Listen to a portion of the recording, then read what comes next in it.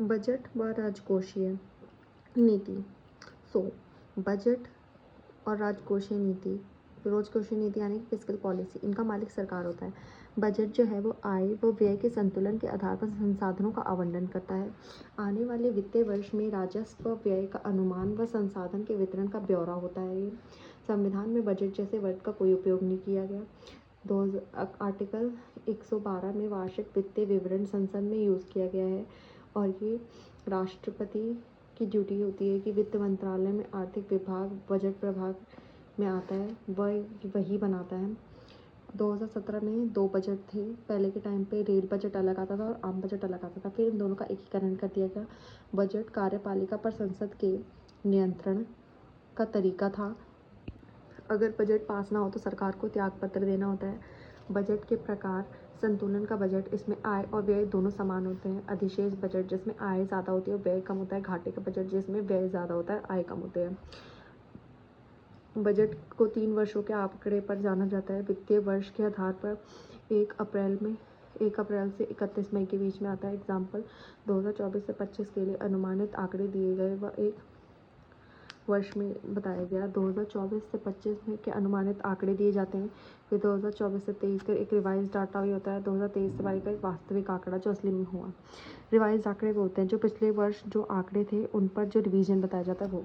Budget के अन्य आंकड़े होते हैं शून्य आधारित बजटिंग, यानी कि बीत गई सो बात गई, यानी कि जो चीज़ बीत जाती है, यानी कि सड़क योजना में पिछले वर्ष इतने रुपये यूज़ हुए, बाद में इसमें हल्का सा परिवर्तन कम या ज़्यादा करना, यानी कि शून्य बेस बजट कहता है। पुरानी चीज़ को शून्य मानो और फिर दोबारा से शुरू करो, यानी हर वर्ष में खर्च को शून्य से स्टार्ट करना चाहिए। परफॉर्मेंस बजट, इसको निष्पादन प्रदर्शन, इसमें कैसा रहा या कैसी कौन सी चीज़ का हिसाब से बजट देना होता है। इसमें फंड में होते हैं परिणाम है। आउटकम बजट्स, जो परिणाम आते हैं उसके आधार पर। परफॉर्मेंस का प्रभाव, कि हमने जिस हिसाब से परफॉर्मेंस की इसके हिसाब से क्या प्रभाव पड़ा। आउटकम क्या निकला, क्या जीवन प्रत्याशा अच्छी रही या नहीं। सहभागी बजट, जहाँ जनता बजट बनाने में भागीदारी भी देती है। लैंगिक बजट, जिसमें महिला सशक्तिकरण के ऊपर किया गया खर्च, यानी कि ए और बी 100% ओनली महिलाओं के लिए और फॉर हर किसी के लिए होता है, जिसमें 30% महिलाओं के लिए इसमें वो होती है। बजट के घटक 2 प्रकार के होते हैं, राजस्व और पूंजीगत। राजस्व में रेवेन्यू और कैपिटल में पूंजीगत में कैपिटल। एक तरफा आय या व्यय होगा तो रोज़मर्रा के खर्चे होते हैं। टैक्स लेना, वेतन, शुद्ध आय का यूज होता है। पूंजीगत में क्या होता है, पैसा आता है तो उससे हम लोन चुकाते हैं, पर वह लेंगे तो देना भी पड़ेगा। ऐसे पैसे होते हैं जो हमने लिए होते हैं वो देने ही पड़ते हैं। राजस्व ऐसे खर्चे जो टैक्स आते हैं जो हमें सिर्फ और सिर्फ आते हैं, उन्हें हमें देने नहीं पड़ते। पूंजीगत, जिसमें आधारभूत होता है, इसकी संरचना संपत्ति बनाना होता है। इसकी प्राप्तियाँ, पूंजीगत प्राप्तियाँ इसकी क्या है, स्वभाव में नियमित नहीं होती। हर साल आय ये पक्का नहीं होता, देयता को बढ़ाती हैं या संपत्ति को कम करती हैं। इसमें लोन हो तो आंतरिक, अगर हम भारत में अंदर से ही आंतरिक लोन लें तो इसमें क्या होता है, आंतरिक में हम या तो आरबीआई से या बैंक से लोन लेते हैं। बाहर से हम यूएन से, डब्ल्यूबी से, आईएमएफ से, ब्रिक बैंक से लोन ले सकते हैं। अतिरिक्त ऋण क्या होते हैं हमारे, वह है आरबीआई, बैंक, वित्तीय संस्थान, डाकघर, बचत, आईपीएफओ, ये भी होते हैं। गैर ऋण, जो पुराने दिए गए लोन पर ब्याज मिलता है वो। विनिवेश प्राप्तियाँ, सरकारी कंपनियों में हिस्सेदारी को बचाना, ये सब भी इसमें आता है। राजस्व की प्राप्तियाँ क्या होती हैं, ये नियामत होती हैं, जो टैक्स हो गया, प्रत्यक्ष कर और अप्रत्यक्ष कर दोनों तरीके से। शुल्क क्या हो गया, इसमें नॉन टैक्स जो होती है, जिन चीज़ों पर नॉन टैक्स वाली चीज़ें हो गई, इन पर जुर्माना, अनुदान, दंड, लाभांश, डोनेशन, ये सब हमें राजस्व की प्राप्तियों से प्राप्त होता है। व्यय जो होता है वो 2019 से पहले 2 पार्ट में होता था। एक पहला होता था योजना, एक होता था गैर योजना, जो अब समाप्त हो गया है। राजस्व व्यय जो होता था वो पहले तनख्वाह, पेंशन, पूंजीगत व्यय, इन सब में आता था। राजस्व व्यय क्या होता है, संपत्ति का सृजन, जिसमें ऐसी चीज़ों में जिसमें संपत्ति का सृजन नहीं होता। रोज़मर्रा के खर्चे, अनुदान, ये सब हो गए। ब्याज का भुगतान किया जाता है, इसी से राष्ट्रीय सुरक्षा होती है। प्रॉफिटेबिलिटी का इसमें नहीं होता। इसमें शिक्षा व स्वास्थ्य में इसमें मोस्टली यूज़ किया जाता है। पूंजीगत व्यय जो संपत्ति सृजन या देयता को कम करता है, ठीक है। मशीनरीज, भूमि, सड़क, पुल, शेयर्स में निवेश, राज्य में व विदेश में लोन देना, पुराना लोन चुकाना, ये सब इसमें आता है। घाटा होता है राजस्व घाटा, इसमें राजस्व व्यय कि जितना खर्चा हुआ वो माइनस कर देते हैं। राजस्व की प्राप्तियाँ कि हमें हमारी कितनी इनकम हुई वो। उपभोग की आवश्यकता इसमें पूरी नहीं होती, इसको भरने के लिए राजस्व खर्चे को कम करना पड़ता है, इसमें मुद्रा को छापना पड़ता है व उधार लेना पड़ता है। प्रभावी राजस्व घाटा वो होता है जिसमें राजस्व घाटा कि कितना हमारा घाटा हो उसमें से माइनस कर देते हैं। पूंजीगत संपत्ति का निर्माण हेतु जो भी अनुदान किया जाता है, केंद्र ने राज्य को अनुदान दिया जाए वो भी राज्यों ने पूंजी निर्माण किया हो वो सब भी। राजकोषीय घाटा क्या होता है, इसमें राजस्व व पूंजीगत व्यय को माइनस कर दिया जाता है। राजस्व व पूंजीगत प्राप्तियों जो भी हमारी इनकम हो उससे, वह इसका उधार छोड़कर जितना भी हमने उधार लिया उस सबको छोड़कर यह बताता है कि कितना उधार लेना हो, यानी उधार कितना लिया गया है, ये सब बताता है। प्राथमिक घाटा क्या होता है, चालू वर्ष का राजकोषीय घाटा, जो भी हमारा चालू वर्ष का राजकोषीय घाटा होता है इसमें माइनस कर देते हैं। पहले के ऋण पर ब्याज की देनदारी, पिछले की सरकार में ऋण चुकाया गया वो सब। मौद्रिक घाटा क्या होता है, इसमें आरबीआई से सरकार को उधार लेना पड़ता है इतना ज़्यादा वो घाटे का वित्त पोषण करते हैं। इसमें क्या होता है कि 1997 में बाह्य सहायता कम हो गई थी, निवेश की कमी हो गई थी, हम मुद्रा छाप लेते थे पर इससे इन्फ्लेशन बढ़ने लगती थी। 1997 के बाद क्या हुआ, आरबीआई सरकार का वित्त पोषण करने के लिए अस्थायी ऋण देने लग गया। इससे क्या होगा, चाहे वो बाह्य हो या आंतरिक हो, यदि सरकार आंतरिक ऋण लेती है तो क्या होता है, क्राउडलिंग आउट, यानी कि देश सरकार ही ऋण ले तो बाकी उद्योग कहाँ से लाएगी, है ना।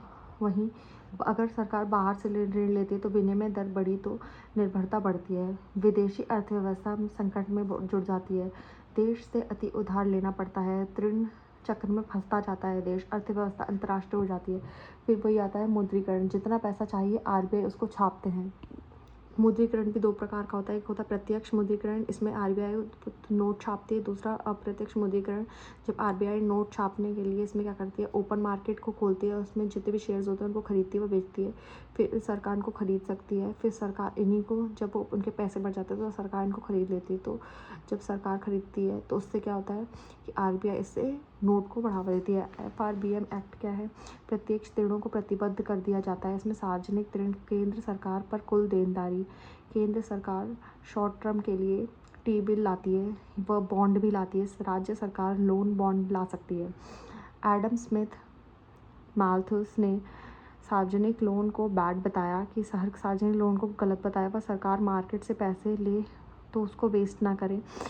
कीज ने कहा कि सार्वजनिक ऋण को गुड यूज़ करने के लिए यूज़ किया जाना चाहिए। लाफर वर्क क्या होता है, ये क्या होता है, ये टैक्स की दर होती है, ये देश की आमदनी होती है कि जब टैक्स की दर इतनी होगी तो देश की आमदनी इतनी होगी, अगर टैक्स की दर ऊंची होगी देश की आमदनी इतनी होगी, फिर टैक्स की दर इतनी होगी तो देश की आमदनी इतनी होगी, यानी कि शुरू में टैक्स की दर अगर थोड़ी होती है तो आमदनी बढ़ती है, इसके बाद जब टैक्स की दर बहुत ज़्यादा बढ़ जाती है तो आमदनी भी बहुत ज़्यादा बढ़ती है। लेकिन एक टाइम ऐसा आता है कि जब टैक्स की दर बहुत कम हो जाती है आमदनी भी बिल्कुल नीचे हो जाती है, इससे कर चोरी होती है, टैक्स बढ़ने लगता है। सार्वजनिक ऋण का फ़ायदा, बुनियादी ढांचा, इसमें क्या होता है, मल्टीप्लायर गुणक प्रभावी होते हैं, बेहतर श्रम कौशल होता है, शिक्षा बढ़ती है, स्वास्थ्य विकास होता है। इसमें नुकसान क्या है, मुद्रास्फीति भी बढ़ती है, ऋण से आने वाली सरकार पर बोझ पड़ता है, संप्रभुता पर खतरा होता है। भारत में लोन क्यों बढ़ रहा है, भारत बढ़ती हुई अर्थव्यवस्था पर ज़्यादा निवेश के लिए इम्पोर्टेंट है। इसमें भारत में बैंकिंग स्थायित्व बेहतर है क्योंकि भारत पूंजी बैंकों में डालती रहती है, भारत गरीब हेतु सामाजिक आवश्यकता के लिए काम भी करती है, कर टू जीडीपी का अनुपात कम होता है। सरकार क्या कर रही है, घाटे वाले पीएसयू को बेचना, निजीकरण कर रही है। FRBM 2003 के एक्ट द्वारा राजकोषीय समेकन में खर्चा कम व आय को बढ़ाना इनका काम है। बुनियादी ढांचे में निवेश, जीएसटी को लाना, पारदर्शी नियंत्रण करना, निवेशकों में अनुकूलन माहौल बनाना। बजट प्रस्तुतिकरण क्या होता है, सबसे पहले जो पहले बजट होता था अब 28 फैब को होता था, अब जो बजट है वो 1 फरवरी को ही हो जाता है। बजट अप्रैल से लागू होता है, अब रेल बजट नहीं आता, प्लान नॉन प्लान खर्चे नहीं होते, अब राजस्व पूंजीगत होता है। यह विवेक देवराम समिति के द्वारा इस चीज़ में चेंज किया गया। वहीं केंद्र प्रायोजित योजना क्या होती है, ऐसी योजनाएं जो ओनली केंद्र बनाती है, ऐसी योजनाएं जो केंद्र प्रायोजित होती हैं, जो केंद्र बनाती है वो संघ सूची कार्य करती है। इसमें Bharat net, Namami Gange, startup India इसी का पार्ट है। वहीं केंद्र द्वारा प्रायोजित होती है योजना जो होती है इसमें 50-50, 60-40, 70-30, 80-20 का रेशियो होता है। इसमें 50 केंद्र, राज्य, केंद्र, राज्य, केंद्र, राज्य, केंद्र, राज्य, या इसमें बड़ा कोई केंद्र बड़ा, इसमें केंद्र का नहीं होता है। इसमें मोस्टली बड़ा नंबर केंद्र का होता है और छोटा राज्य का होता है। राज्य के प्रयास में हेल्प करती है। वहीं जो नॉर्थ ईस्ट में की जो जगहें होती हैं वहाँ पे जो इसका बजट है, बजट में जो होता है वो क्या है 90-10 के रेशियो में किया जाता है। केंद्र द्वारा प्रायोजित में अन्य प्रकार भी होते हैं। कोर यानी कि राष्ट्र विकास होता है। कोर ऑफ द कोर, इसमें सामाजिक सुरक्षा देनी होती है।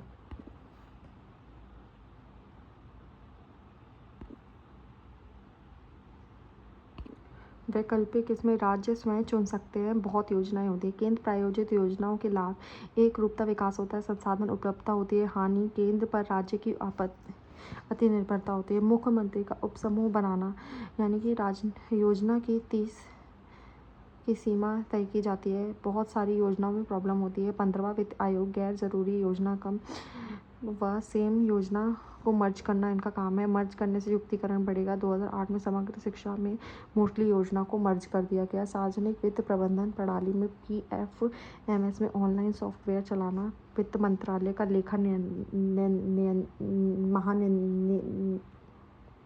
नियंत्रक आवंटित धन के प्रयोग पर नज़र लगाता है। वह एकल केंद्रीय अभिकरण में डैशबोर्ड पर बनाना फॉर नज़र इसके लिए रिपोर्ट भी देता है। राजकोषीय नीति क्या होती है? राजकोषीय नीति सरकार अपने खर्च व कराधान में बदलाव करती है ताकि समृद्धि व विकास हो सके। इनका उद्देश्य होता है रोजगार, मूल्य स्थिरता, आर्थिक समृद्धि, समता पूर्वक वितरण, विनिमय दर स्थिरता, पूंजी व संपत्ति निर्माण, नागरिक का विकास करना। इनका साधन होता है या तो टैक्स होते हैं। मंदी में टैक्स कम लिया जाता है। मुद्रास्फीति में टैक्स ज़्यादा होता है। सार्वजनिक ऋण में सार्वजनिक व्यय मंदी में बढ़ाना व मुद्रास्फीति में कम करना। राजकोषीय नीति के प्रकार होते हैं। एक विस्तारवादी, एक संकुचनवादी।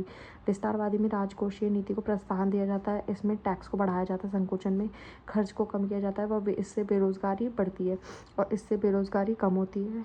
टैक्स को कम किया जाता है इसमें और सब्सिडी को बढ़ाया जाता है।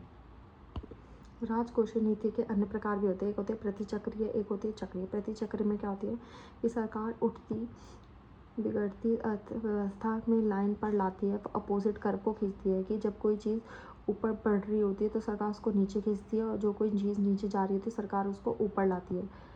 तो इससे सरकार हर चीज़ में नियंत्रण को लाती है। जब कोई चीज़ ज़्यादा नीचे होती है तो उसको ऊपर लाती है, जब कोई चीज़ ऊपर ज़्यादा ऊपर उठती है उसको नीचे लाती है। इसको प्रतिचक्रीय बोलते हैं। एक होता है चक्रीय, इसमें प्रोसाइक्लिक यानी कि सरकार को जो चीज़ बढ़ रही होती है उसको और बढ़ाती है, जो चीज़ घट रही होती है उसको और कम होती है। जहाँ ऊपर उठता है उसको ऊपर और उठाते हैं, जहाँ गिरता है उसको और गिराते हैं। इसमें गड़बड़ी इसकी वजह से होता है। राजकोषीय नीति ये स्वचालित होती है। इसमें मंदी आती है तो फिर नौकरियां चली जाती हैं तो टैक्स बंद हो जाता है और विवेकाधीन होती है तो सरकार क्या कदम उठाएगी इसके सलूशन के लिए होते हैं। राजकोषीय नीतियों की चुनौतियाँ। राजकोषीय समेकन यानी कि इसमें खर्च कम करना और आमदनी को बढ़ाना। खर्चे कम कराने हैं पर राजकोषीय उद्देश्य के कारण बहुत ज़्यादा प्रॉब्लम्स भी होती हैं। खर्चे कम होंगे तो आमदनी बढ़ेगी तो संतुलन इसमें नहीं हो पाता।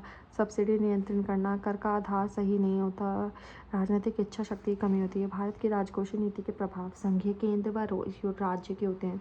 हर 5 साल में वित्त आयोग केंद्र व राज्य के वित्त में बंटवारा करता है। हर साल में संसद को हिसाब देना होता है बजट का। FRBM एक्ट संसद नियंत्रण करती है। 1950 से 60 तक सार्वजनिक निवेश का विकास होता है प्लस टैक्स को लगाने से निजी धन सार्वजनिक हो जाता है। 1970 के बाद इंदिरा गांधी ने सामाजिक समानता पर जोर दिया और अमीरों को दंडित किया। इनकम टैक्स 97% तक वह सब्सिडी को भर भर के दिया। इससे बहुत ज़्यादा संकट आ गया और राजकोषीय नीति और राजकोषीय घाटा बहुत ज़्यादा बढ़ गया। वहीं देश में विशाल ऋण लिया। 1990 में सुधार शुरू किए गए। राजकोषीय समेकन पर जोर दिया गया। टैक्स को कम किया गया। टैक्स को आधार बना के टैक्स को जो कम था उसको थोड़ा बढ़ाया गया। चोरी को कम किया। आर्थिक वृद्धि को बढ़ावा दिया। इनकम टैक्स को 30% कर हुआ। इसमें वैट और GST भी बाद में जोड़े गए। FRBM एक्ट 2003 क्या था? इसमें फिजिकल रिस्पॉन्सिबिलिटीज़, राजकोषीय उत्तरदायित्व व बजट प्रबंधन एक्ट है। इसमें राजस्व घाटे को 0 करने को कहा गया है। वह राजस्व घाटे को 3% इसको लाना होगा। इसको पहली बात तो इसको बिल्कुल 0 करना है और जो जितना है भी उसको 30% 3% करना है। वह इसके लिए समेकन करना होगा। इसमें छूटें दी जाती हैं जैसे प्राकृतिक, पारिस्थितिक, राष्ट्रीय सुरक्षा असाधारण परिस्थितियों में समेकन पर छूट दी जाती है। RBI का प्रत्यक्ष मुद्रीकरण को प्रतिबंधित करा जाता है। हर साल सरकार को स्टार्ट प्रस्तुत करना होगा। मिड टर्म राजकोषीय पॉलिसी स्टेटमेंट, राजकोषीय नीति रठानी व statement macro economic framework policies के तहत 12वें वित्त आयोग ने राज्यों के लिए राज्य उत्तरदायित्व विधान FRBM इस मोस्टली फेल्ड हो गया, क्योंकि बनी NKM सिंह अध्यक्ष के रूप में ने वाई FRBM इस फेल्ड बताया व ऋण कम करने को कहा।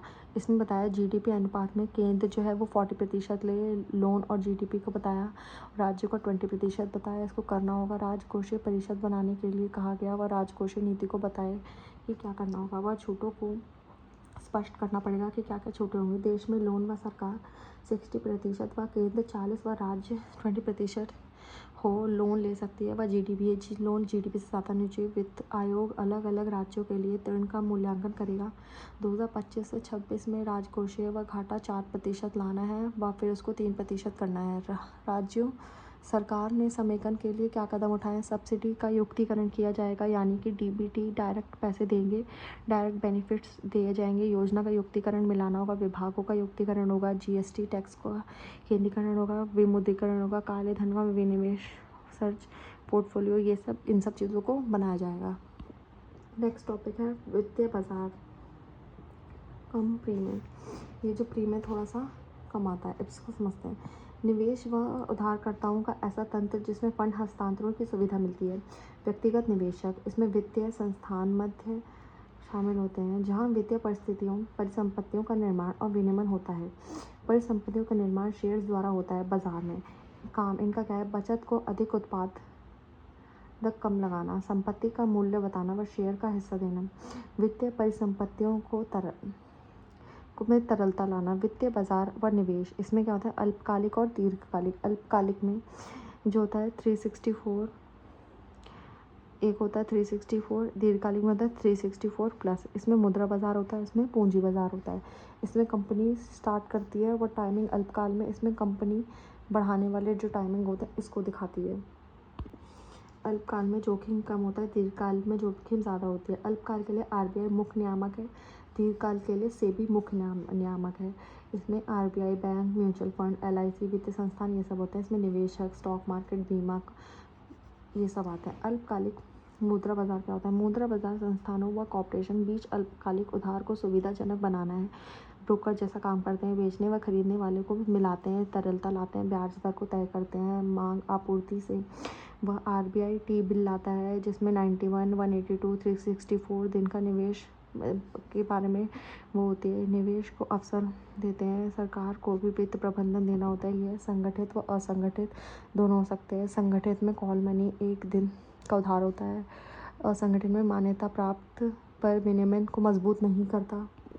संगठित और असंगठित, संगठित क्षेत्र होते हैं बैंकों व वित्तीय संस्थानों में, ये गाँव में साहूकार होते हैं। RBI के विनियमित होते हैं, वह बैंकों की इमीडिएट हेल्प करते हैं, जैसे कि NBFS कुछ भागीदार होते हैं। इसमें देसी बैंक्स होते हैं, लोग इनसे लोन लेते हैं। ये चिट फंड्स हो गए, ये सब हो गए। इसमें व्यक्ति का समूह द्वारा लोगों का एक निश्चित अवधि किस्तों के माध्यम से एक निश्चित राशि का निवेश चलता रहता है। इसमें नोटिस मनी होती है, नोटिस मनी होती है जो 2 से 14 दिन के लिए होती है। बाजार द्वारा ब्याज दर, बैंक, वित्तीय संस्थान, कुछ NBFC RBI द्वारा इसका नियंत्रण होता है। ठीक है। इसमें T-बिल, ट्रेजरी बिल्स हैं। इसमें RBI माध्यम से सरकार अल्पकालिक लोन देते हैं, मोस्टली सुरक्षित बॉन्ड्स होते हैं।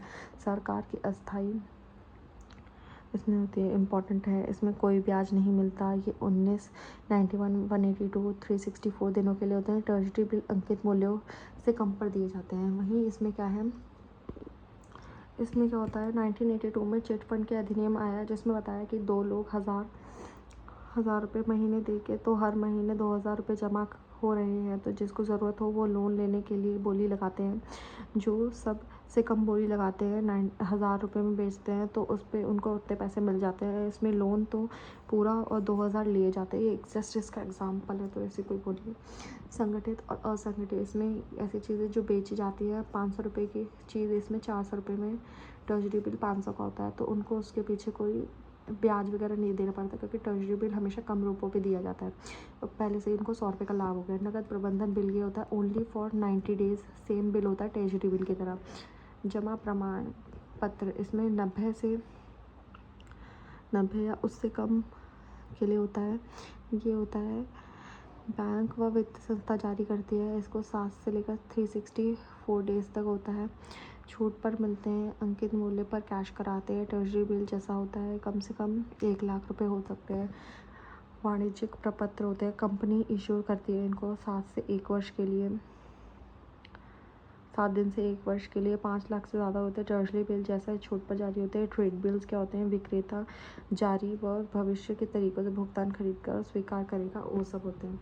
और संगठन में जिसने चिट निकाल ली वो अब ले सकता है और हर महीने पैसे डालता रहेगा। चिट फंड्स बहुत घोटाले होते हैं। चिट फंड्स में कंपनी 1% मेंटेनेंस रखती है। निधि कंपनीज जो होती हैं, कंपनी एक्ट 2013 के तहत सर्टिफाइड है। बचत की आदत के लिए होते हैं। कम से कम 200 रुपये लोगों को रखने पड़ते हैं। पूंजी 10 लाख, इसमें 25% ओनली लोन देते हैं। शुद्ध स्वामित्व वाली पूंजी का 30% गुना जमा स्वीकार भी कर सकते हैं। ट्रेड बिल्स जो होते हैं इसमें कंपनी द्वारा होते हैं। ए जो है वो 10 लाख रुपए इसने इसको दिए, वह ट्रेड बिल इसको दिया, इससे अब बैंक इसको कंपनी में यूज़ कर सकता है। टी बिल जैसा होता है, ए बैंक जाएगा, बैंक 9.5 तक इनको दे देगा 10 लाख में से। ब्याज की बेंचमार्किंग क्या होती है? LI बॉर यानी कि लंदन इंटरबैंक ऑफर्ड बैंक की लंदन में वर्ल्ड में वित्त राजधानी सा है। वह ब्याज पर जिस पे लंदन के बैंक को अल्पकालिक ऋण देते हैं उसको लेबर रेट बोलते हैं। यह 5 मुद्रा पर आधारित होता है। Dollar, franc, Swiss, euro, pound, yen. LIBOR 6% तो होता है, वह 2% घटता रहता है और मिला के बेंच मार्क होता है 2% कम होता है। इसका एग्जाम्पल है आर्थिक मंदी। लेबर रेट से धोखाधड़ी भी हो सकती थी, इस वजह से बैंक धोखाधड़ी करते हैं। अब लाइबर को कोई यूज़ नहीं करता, ये बहुत पुरानी चीज़ है। अब इसकी जगह पे यूज़ करते हैं वैश्विक स्तर पर टोनार जो टोकिया ओवरनाइट एवरेज रेट होता है। T for Tokyo, SARON S for Switzerland, SOFR US करते हैं। SONIA from UK, sterling overnight index average के यूज़ में।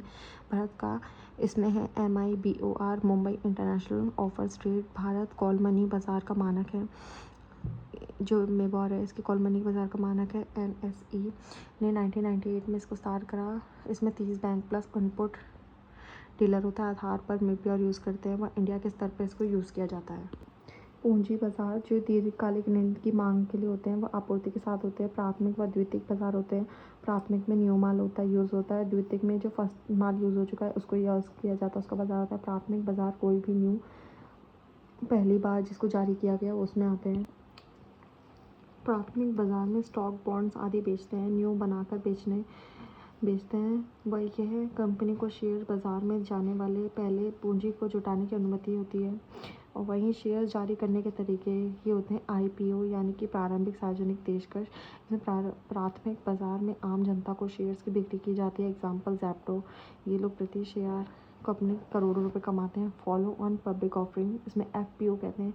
अतिरिक्त पूंजी के लिए अतिरिक्त शेयर्स लाते हैं।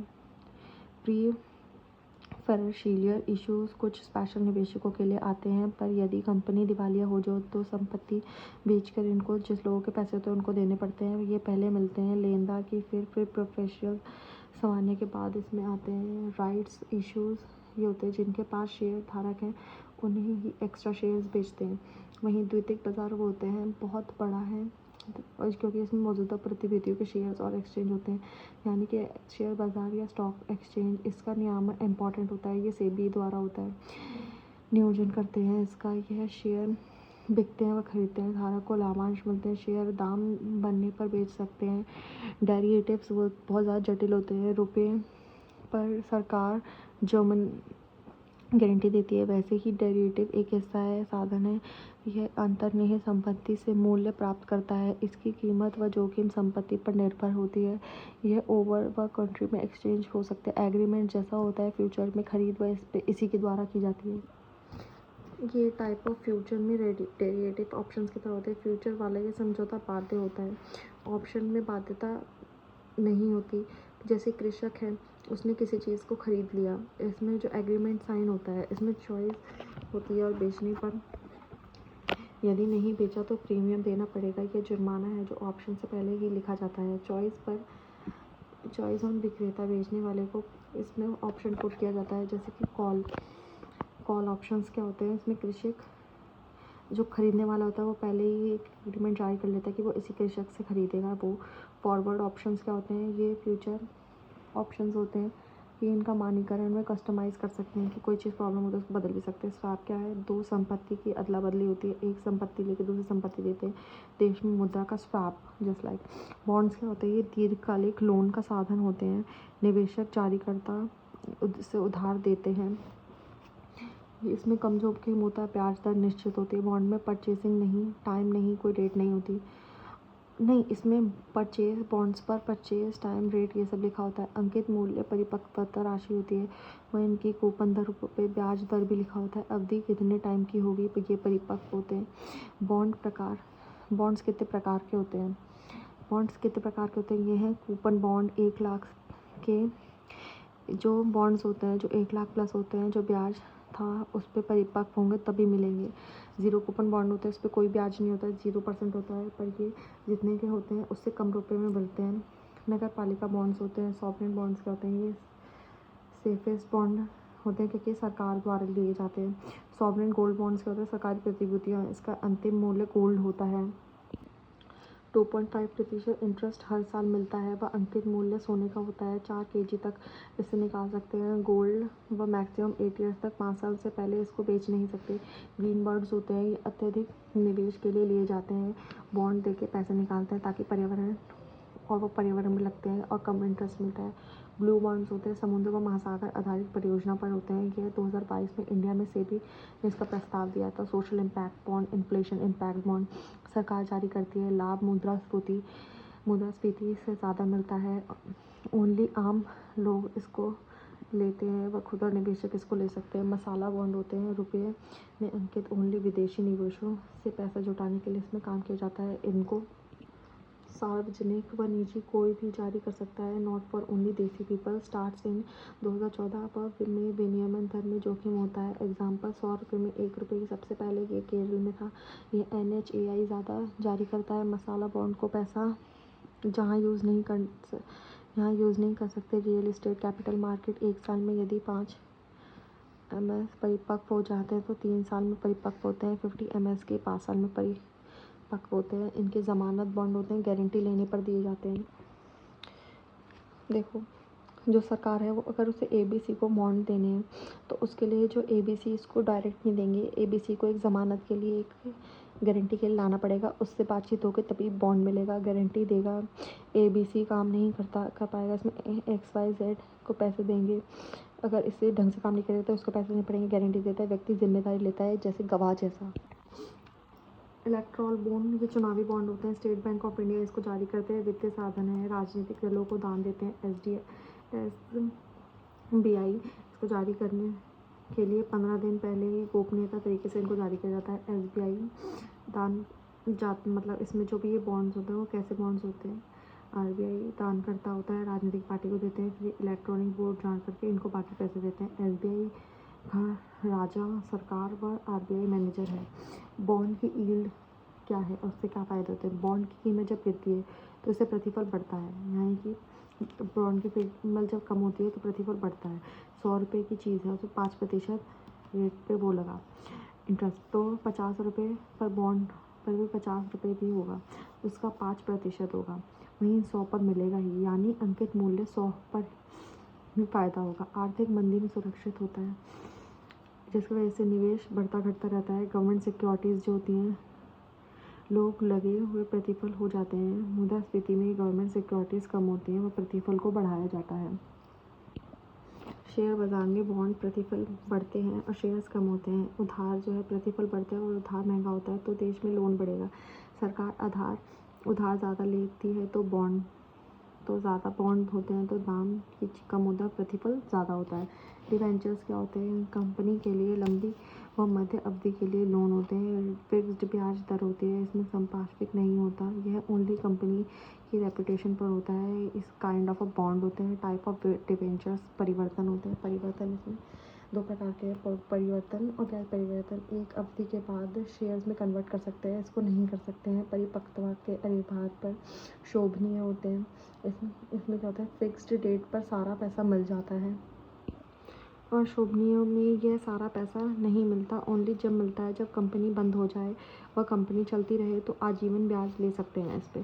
सेबी क्या होता है? सेबी भारतीय प्रतिभूति व विनियमन बोर्ड 1988 है, जो पूंजी बाजार का सबसे बड़ा नियामक है। 1992 में वैधानिक दर्जा बना। वह हेड क्वार्टर इसका मुंबई में है। संरचना में इसका एक अध्यक्ष होता है, आरबीआई का एक अधिकारी, केंद्र के 2 व केंद्र के 5 नामित लोग होते हैं। इसका कार्य भारत में गवर्नमेंट सिक्योरिटी व पूंजी बाजारों को नियंत्रित करना है। अपीलीय तंत्र सेबी ने से सहमत होने पर होता है, नहीं होने पर होता है। प्रतिभूतियां अपील नागरिक न्यायाधिकरण है। इससे भी सहमत ना हो तो उच्च न्यायालय जा सकते हैं। प्रतिभूतियां बाजार कोड 2021 में सेबी ने बनाया और मेंटेन काफ़ी सारी चीज़ों में मिला। निवेशक इसको जारी कर सकते हैं। सर्किट बार्टर ब्रेकर सिस्टम, इसमें घोटाले को कंट्रोल करने के लिए अगर शेयर मार्केट में चढ़ाव आए तो मार्केट को बंद भी किया जा सकता है। ये ऑटोमेटिक होता है। डीमेट के साथ पैन अनिवार्य, ताकि लोग बाद में हर जगह ट्रेडिंग ना कर पाएँ। एकीकृत बॉन्ड बाजार, सारे बॉन्ड एक जगह बिकते हैं। जी गवर्नमेंट सिक्योरिटी आम व्यक्ति भी ले सकता है। For retail direct and guide द्वारा अकाउंट इसको किए जा सकते हैं। डिपॉजिटरी एसेट्स क्या होते हैं? ऐसे वित्तीय साधन हैं जो विदेशी कंपनी के शेयर के स्वामित्व का प्रतिनिधित्व करते हैं। विदेशी निवेशकों से भी पैसा ले आते हैं। गैर अमेरिकी कंपनी शेयर में अमेरिका को बेचती हैं, वह इसके डिपॉजिटरी रेसिट्स स्टॉक एक्सचेंज में इसको बेच सकते हैं। डीआर जो होते हैं अमेरिका एडीआर के होते हैं, ग्लोबल वो होते हैं, जीडीआर होते हैं, भारत के आईडीआर हैं। इसमें एनएसडीएल सीएसडीएल इसको चलाते हैं। वह आरबीआई व अन्य बैंक जारी करते हैं। लाभांश रुपये में मिलता है। भारत में के प्रमुख स्टॉक एक्सचेंज बीएसई व एनएसई में सूचीबद्ध तरीके से बताए जाते हैं। स्टैंडर्ड चार्टर्ड बीएसई में सूचीबद्ध है। पार्टिसिपेटरी नोट, इसको पी नोट्स बोलते हैं। ऑफशोर निवेशक जो सीधा निवेश नहीं करते। पंजीकरण विदेशी संस्थापक निवेश हैं, यह ऑफशोर निवेशक हैं। पी नोट इनको दे सकते हैं। इसके बदले निवेशक करेगा, वह ऑफशोर निवेशक की पहचान गोपनीय होगी। यह भ्रष्टाचार को बढ़ावा देगा। निवेश निधि, धन के निवेश करने के तरीके। बहुत सारे निवेशकों से पैसा ले सकते निवेश करते हैं। मालकिनी हक निवेशक का ही होगा, जिसके एग्जाम्पल म्यूचुअल फंड कोष है। बहुत सारे लोग इसमें पैसे लेकर अनुभव के साथ व्यक्ति को इसमें निवेश करने में हेल्प करता है। स्टॉक्स, इसमें शेयर्स होते हैं। डेबिट्स में लोन से लेती है। तरलता है, जब चाहे इसको बेच सकते हैं। एक्सचेंज ट्रेड फंड, इसमें निवेश फंड टाइप है। ये एक फिक्स्ड बास्केट वाली संपत्ति का कारोबार है। 2017 में भारत 22 बास्केट इसमें बनाई गई। हैज फंड्स क्या होते हैं? इसमें हेज फंड्स में रिस्क कम करने के लिए ऑप्शन भी रखा जाता है ताकि नुकसान ना हो। निवेशक जो तरह के फंड स्टॉक में लगाना चाहिए उसमें नुकसान कम से कम हो। सेबी ने इसको नियंत्रित करता है। रियल एस्टेट इन्वेस्टमेंट ट्रस्ट, इसमें आईटी ज़मीन पर इन्वेस्ट कर निवेशकों के पैसे लगाते हैं। INVIT आधारभूत संरचना में पैसे लगाते हैं।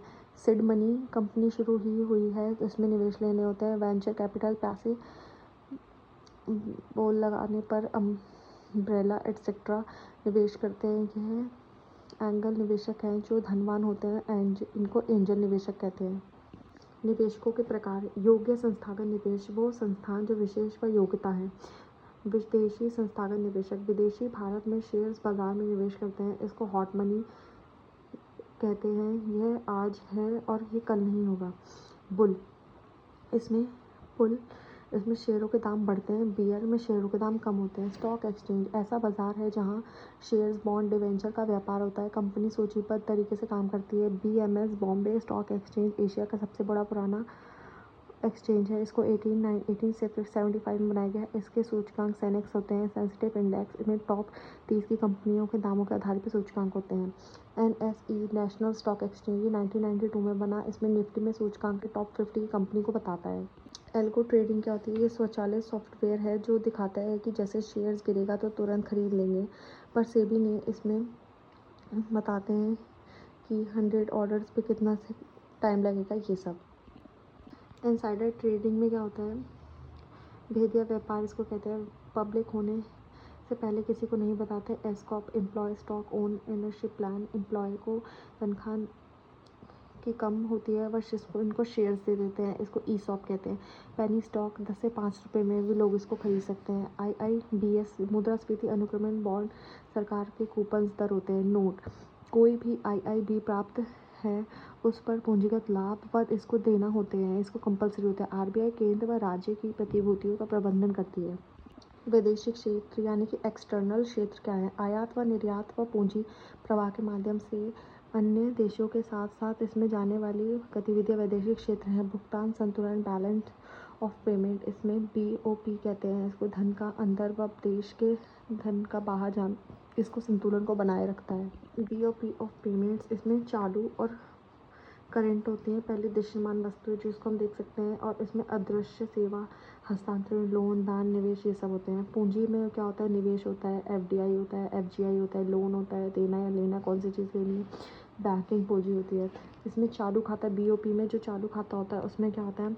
दृश्यमान वस्तुएं होती है, दृश्यमान में कोई चीज़ हो गई। अदृश्य में सेवाएं, मानव भाव, पर्यटन, हस्तांतरण, उपहार, दान, ये सब होते हैं। पूंजी खाता में क्या होता है? परिसंपत्तियों का अंतर्राष्ट्रीय लेन देन, देश निवासी व विश्व के बीच देश की परिसंपत्तियों का आना जाना, ये सब होता है। इसमें विदेशी निवेशक, अचल संपत्ति, उधार, बैंकिंग, पूंजी घटक, निवेश, एफडीआई, प्रत्यक्ष निवेश में संयंत्र, विदेशी प्रबंधन व संचालन, ये सब चीज़ें इसमें शामिल होती हैं। 2013 में यदि विदेशी निवेशक के 10% इक्विटी हो तो उसको एफडीआई में निवेशक इन्वॉल्व में माना जाता था। एफडीआई के माध्यम से संयुक्त उद्यम भारत व विदेश के लोगों मिलकर कंपनी को मिलाकर खोल सकते हैं, जैसे कि हीरो होंडा है। इसमें फ्लिपकार्ट भी है, सहायक कंपनी हिंदुस्तानी यूनिलीवर्स जो है, निरक्षा, परमाणु, रेलवे, चिटफंड, जुआ, ये सब विदेशी निवेश इस पर नहीं होता। स्वचालित निवेश क्या होते हैं? इसमें विदेशी निवेश में लोग को पूछना नहीं पड़ता बल्कि खुद निवेश इसमें कर सकते हैं। सरकारी मार्ग, सरकार की अनुमति लेनी पड़ती है। स्वचालित मार्ग में जो होते हैं चिकित्सा में पेट्रोल व प्रतिभूतियाँ, इनमें कंपनी के एक्सचेंज, तापीय ऊर्जा, ये सब इसके पार्ट्स है। चिकित्सा में 100 हैं, पेट्रोल व प्रतिभूतियाँ, इंफ्रास्ट्रक्चर कंपनी, पुअर एक्सचेंज, तापीय ऊर्जा 100% है, इसमें सबसे ज़्यादा है। तापीय ऊर्जा इसमें 100% सबसे ज़्यादा है।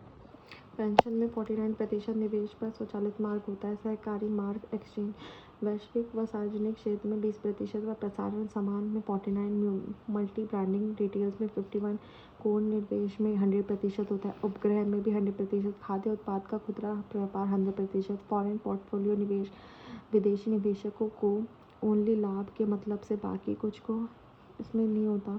ओनली शेयर्स व बॉन्ड में निवेश कर सकते हैं। इसमें पी नोट्स जटिल निवेश करते हैं, जिसमें एफआईआई व ओएफआई में निवेश करते हैं। पर चंद्रशेखर समिति ने एफआईआई प्लस ओएफआई को एफपीआई बनाया व कहा इसको हॉट मनी कहते हैं, यह पैसे कभी भी निकाल सकते हैं। बाह्य वाणिज्यिक उधार, ये ईसीबी है, भारतीय इकाई विदेशों का उधार लेना। ईसीबी में 3 वर्ष की औसत परिपक्वता का होना होता है। आधारिक आरक्षित परिसंपत्ति खाता, इसमें केंद्रीय बैंक स्वयं के पास आरक्षित परिसंपत्तियां रखता है, जिसे बीओपी को फर्क का वित्त पोषण व नियंत्रण कर पाए। इसमें सोना, विदेशी आईएमएफ की शुद्ध संपत्ति, मुद्रा, एसडीआर होते हैं। चालू खाता के घाटा, इसमें आरबीआई का घाटा पूरा होता है। करेंट अकाउंट डेफिसिट कहते हैं, इसमें वस्तु व सेवा के व्यापार से प्राप्त प्रेषित धन का अंतर विदेशों में स्थिर कारकों की आय को होता है। चालू खाता घाटा क्या होता है? व्यापारिकों का अंतर में आयात और निर्यात को माइनस कर देते हैं व प्लस कर देते हैं। शुद्ध चालू हस्तांतरण प्लस विदेशी शुद्ध आय, यानी आयात कम और निर्यात ज़्यादा होता है। 2020 से 21 में चालू खाता अधिशेष ज़्यादा था, मांग कम और आयात ज़्यादा। भारत में हमेशा ही चालू खाता घाटा बहुत होता है, कारण तेल 86% आयात होता है व सरकार 20% एथेनॉल इससे बना रही है ताकि हम इसको कम कर सकें। सोने का आयात 90 टन तक भारत में किया जाता है। विनिमय दर का आयात व निर्यात पर प्रभाव, विदेशी मुद्रा के संदर्भ में हमारी मुद्रा की कीमत क्या हो जाती है? $1 में अगर हमें 100 रुपये मिल रहे हैं, $1 में 100 रुपये मिल रहे हैं, अगर $1 में पहले 50 रुपये का सामान है, $1 में 200 सामान है, तो इसमें मुद्रा की कीमत बढ़ी है, उसमें मुद्रा की वैल्यू कम हो गई है। देश की मुद्रा मजबूत होती है तो निर्यात को नुकसान होता है, यदि मुद्रा कमजोर होती है तो निर्यात बढ़ता है। चालू खाता कम करने के उपाय, विनिमय दर अवमूल्यन तो निर्यात बढ़ता है, आयात कम होता है। आर्थिक वृद्धि बढ़ती है तो मांग भी बढ़ती है व आयात बढ़ता है व चालू खाता घाटा भी बढ़ता है। निवेश अगर कम होगा तो उत्पादन कम होगा व कम निर्यात होगा। इसको एसडीए तो बढ़ेगा, सीएडी बढ़ता है तो विनिर्माण कम होता है और निर्यात भी कम होता है। उच्च मुद्रास्फीति लंबी चली तो आयात भी बढ़ता है। अधिक सीएडी का प्रभाव, अल्प अवधि घाटा होता है तो देश में निवेश करते हैं, इससे यह लंबे समय तक चलता है तो देश निवेशकों पर दुष्प्रभाव पड़ता है। विदेशी मुद्रा भंडार की कमी हो जाती है, घरेलू मुद्रा भंडार की कमी हो जाती है, देश की मुद्रा का मूल्यह्रास होता है। विदेशी मुद्रा अगर बढ़ती है तो आयात महंगा पड़ता है। निर्यात, सीएडी निर्यात मुख्य उत्पादन, आयात घटाओ। गैर ज़रूरी चीज़ों का एक्सपोर्ट सोने का होता है मोस्टली, इसलिए आयात प्रतिस्थापन, आयात की ज़रूरत को ख़त्म करना, विनिमय दर के संतुलन करना।